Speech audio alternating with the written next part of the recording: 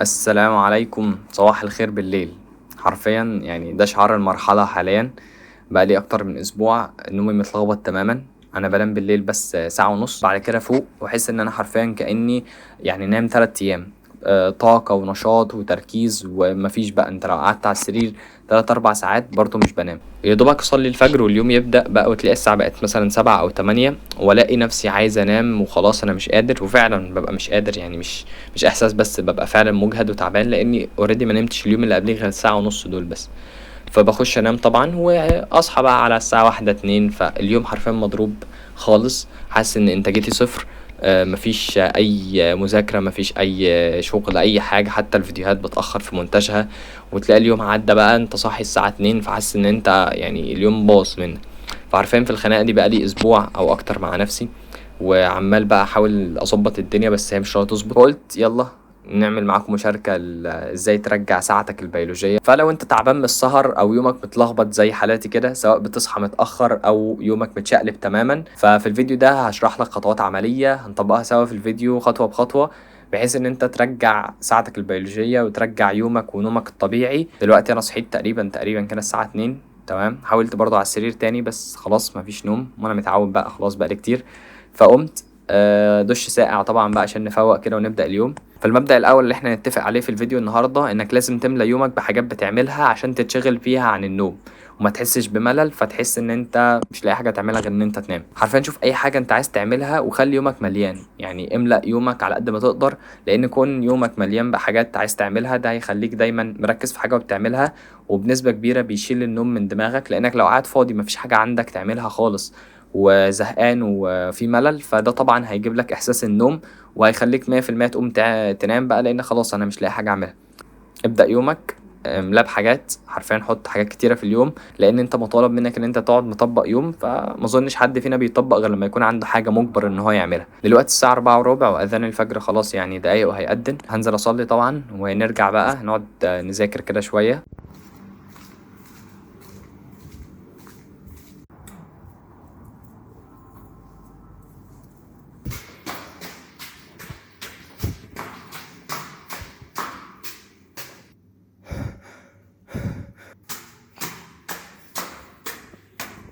واخيرا بعد السلم الطويل ده الحمد لله، تاني حاجة وهي عرض نفسك لضوء الشمس. يمكن دي أهم حاجة من اللي هنذكرها في الفيديو كلها، وهي إن جسمك يتعرض لضوء الشمس. لأن سبحان الله ربنا ليه حكمة في جعل الليل والنهار، ده للشغل وده للنوم والراحة.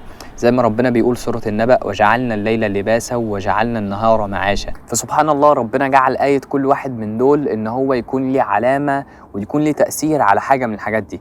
فتلاقي ان الليل بهدوءه بالضوء الهادي اللي فيه، يعني بس بيكون مصدر الضوء اللي بالنسبة لنا لو ما اعتمدناش على الإضاءة الصناعية بتاعتنا هو ضوء القمر.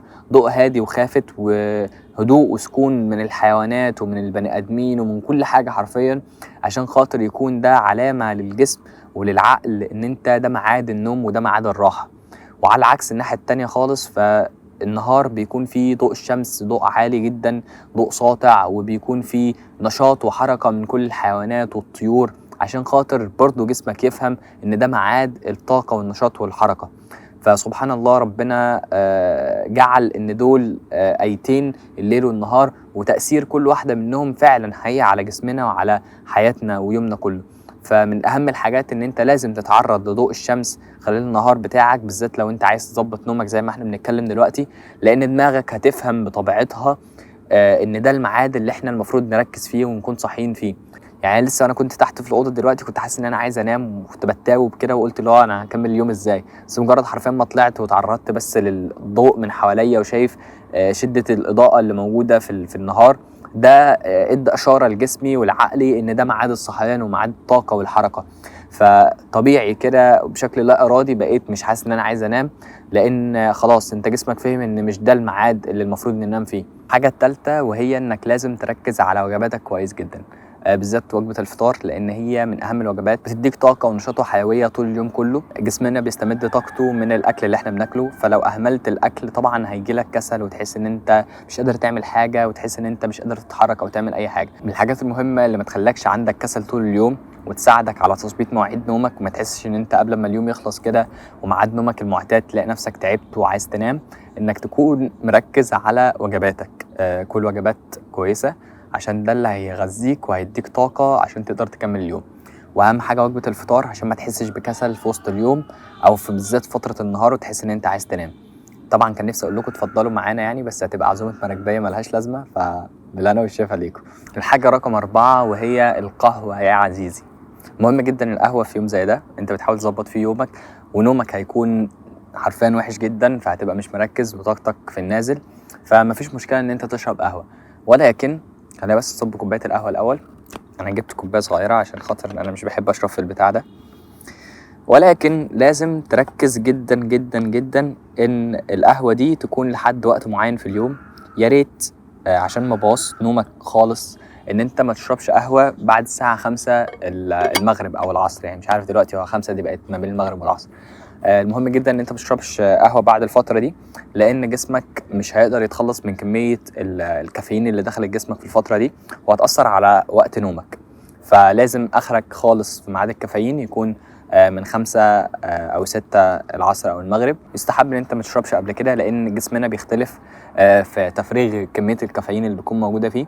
في ناس بتقدر تتفرغ منها بسرعة، في ناس بتقدر تاني إن هي بتكون تركيزها أعلى في جسمها أو تأثيرها عليها أعلى. فيعني حاول إن أنت من بعد العصر كده تمنع خالص أي منبهات، قهوة، شاي، اسبريسو، أي حاجة من صور القهوة ما تشربهاش تماما، لأن دي هتأثر على ميعاد نومك بالليل اللي احنا أصلا بنظبط كل ده عشانه. فيعني كفاية عليك بس ان انت تشرب طول اليوم لحد قبل العصر. تسلم ايدي. النقطة دي بقى من النقط المهمة جدا، ملهاش علاقة بالخطوات اللي احنا بنتكلم فيها عشان تظبط نومك، ولكن لها علاقة بالشخص اللي عنده مرونة في حياته. اي حد ناجح اكيد عنده مرونة في حياته، بيقدر ان هو لو حصل عنده اي مشكلة في يومه او في حياته يقدر يتخطاها ويرجع تاني يكمل. مثلا زي اللي احنا بنتكلم فيه النهارده، وهو مواعيد النوم اللي مش متظبطه. كونك هنا النهارده بتتفرج على الفيديو ده عشان تطلع منه بحل، فانت شخص فعلا ناجح، لان في غيرك استسلم للفكره وقال خلاص هو دي مواعيد نومي وانا مش هعرف اصحى بدري ومش هعرف اكون من الناس اللي بتصحى بدري، وخلاص بقى انا هسيب نفسي تمشيني زي ما هي عايزه. فمن اهم صفات الشخص الناجح هو انه يكون شخص مرن في يومه، بيقدر ان هو لو حصل عنده اي عقبة يتخطاها ويقدر يرجع يظبطها تاني ويشتغل عليها. مثلا حصل اي ظرف وانت مش عارف تذاكر او تشتغل في المكان اللي انت بتحب تذاكر فيه او تشتغل فيه، سواء المكتب بتاعك او غرفتك او ايا كان المكان اللي انت بتحب تشتغل او تذاكر فيه. الشخص اللي ما عندوش مرونة هنا هيكون شايف ان لا كده خلاص انا مش هعرف امارس الحاجة دي طالما مش موجودة في المنطقة اللي انا معتاد ان انا اعملها. اما الشخص اللي عنده مرونة، وزي ما قلنا هي من اهم صفات الناجحين، هنا بيقدر ان هو يتعامل عادي معاها. يعني مفيش مشكله ان هو يذاكر في يوم مثلا غير المكان اللي هو متعود عليه، مفيش مشكله ان هو يشتغل من مكان تاني بره، مفيش مشكله ان يومه يحصل فيه اي مشكله او حاجه زي كده، مشوار طارئ او عدم تظبيط مواعيد او ايا كان حاجه حصلت، ويبدا ان هو يشتغل على يومه تاني او على الاسبوع كله تاني ويظبطه تاني ويرجع من الاول. فالمرونه هي نعمه من نعم اللي ربنا من عليها للشخص الناجح. فلازم لو انت ما عندكش مرونة في حياتك تتعلم يكون عندك مرونة، تتعلم ان انت لما يحصل معاك اي حاجة تقدر تتخطاها تاني وترجع الامور زي ما كانت، ما توقفش حياتك عند الحاجة دي. حاليا يعني من ضمن الرحلة في مشوار بالعربية، حاجة بخصوص العربية يعني والدي طلبها مني، فأي حاجة عشان خاطر تتحرك وتعمل أي مجهود. عارفين لو أي حد قصدك في أي حاجة في اليوم ده اعمله، عشان أكيد هيفوقك، وأكيد فكرة إن أنت بتتحرك وبتعمل حاجة افضل بكتير جدا مما تكون قاعد في البيت، او ان انت قاعد حتى في البيت. مجرد ان انت في البيت انت في زون الراحه، ممكن في اي وقت تقوم تخش على السرير. فاللي هو حاول قدر الامكان ان انت تبعد عن البيت وتبعد عن الراحه، لان ده هيكون افضل كتير ليك. الساعه دلوقتي 5 العصر، الحمد لله لسه مستمرين. بعد الظهر كده لحد قبل العصر كان فتره حرفيا صعبه جدا. بعد خلاص ده الميعاد اصلا ان انا كنت بنام فيه، باخد ناب كده بعد اليوم اللي بيبقى طويل، لان المفروض ببقى صاحي من الفجر، اليوم بيبقى طويل بالفعل وانت نايم كويس بالليل، فما بالك بقى واحنا بنحاول نظبط النهارده اليوم كده وانت مش نايم كويس بالليل وعملت حاجات طول اليوم. فاكيد كنت تعبان جدا، وحرفيا يعني في خطبة الجمعة انا لحقت نفسي مرتين كده وانا بقع يعني. فاللي هو تمام، اللي هو على قطر يا عم الحاجة دي. فتمام يعني الحمد لله عدت. بحاول حاليا ان انا بعمل حاجة انا بحبها، او حاجة مش بحس ان انا زهقان او عندي ملل وانا بعملها. بمنتج فيديو، يعني حاول قدر الامكان الحاجات اللي هتعملها الفتره اللي هي من بعد العصر دي، لان انت خلاص بتبقى احتياجك للنوم بيزيد وبيبقى تعبك بيزيد. فحاول ما ترهقش نفسك في الفتره دي، ما تعملش حاجه تقيله عليك او ما تعملش حاجه يكون حاسس ان هي بتحسسك بالملل، لانك هتكون عايز تنام جدا، واي حاجه هتحسسك بالملل اللي هو بقى خلاص انا هقوم انام بقى. النصيحه رقم 5 تقريبا وهي اوعى تنام تماما. اوعى دماغك تهيأ لك ان احنا ممكن نخش ننام نص ساعه، ان احنا ممكن نخش ننام بس حتى تلت ساعه، او انا هفرد جسمي بس على السرير، انا مش هننام. احنا مش هننام، احنا صاحيين. حرفيا مجرد ان انت دخلت على السرير ايا كان انت كنت هتعمل ايه، فانت كده وقعت في المصيده. حرفيا لو نمت مش هتقوم، والموضوع مش هيبقى نص ساعه او ساعه، الموضوع هيفتح معاك خالص، وهتلاقي نفسك عملت اللي احنا بنعمله كل يوم غلط، وان احنا النهارده المفروض ان احنا بنظبطه. فكنسل اي اقتراحات من دماغك ان انت تدخل تنام، وخليك فاكر ان انت لو دخلت على السرير فكده انت كل حاجه باظت بالنسبه لك. كنسل الفكره تماما، حاول تبقى بره البيت قدر الامكان، عشان خاطر الموضوع ده اصلا ما يبقاش سهل ان انت تعمله، انت في مكان اصلا مش هتعرف تنام فيه. ولو هتشتغل او هتقعد في البيت حاول تعمل حاجات ما تحسسكش بالملل، معاك اكسس ان انت تعمل اي حاجه، يعني حرفيا ممكن تتفرج على مسلسلات بقى، افلام، تتفرج على الفيديوهات بتاعت حد انت بتحبه، اعمل اي حاجه. المهم ان انت ما تعملش حاجه تزهقك وتحسسك بالملل، فتحس ان انت خلاص انا مش هقدر ان انا اكمل وهقوم انام. تمام، دلوقتي انا بسجل الفيديو ده بعد اسبوع تقريبا من تسجيل اول فيديو اللي انت اتفرجت عليه، عشان اتاكد ان فعلا الطريقه شغاله وان انا نومي اتظبط، مش مجرد يوم بس وبعد كده هرجع تاني للمواعيد المتلخبطه. والحمد لله الطريقه شغاله وفعاله جدا، وقدرت خلال يوم واحد بس بطريقه بسيطه جدا وخطوات حرفيا سهله جدا تقدر تنفذها خلال اليوم، ان انا ارجع مواعيد نومي وصحواني زي ما كانت قبل كده. فلو حسيت ان انت استفدت يا ريت تتابع، لان في نصايح تانية كتيره هتكون بتفيدك في يومك وزياده انتاجيتك. وما تنساش تعمل لايك وسبسكرايب، وسلام.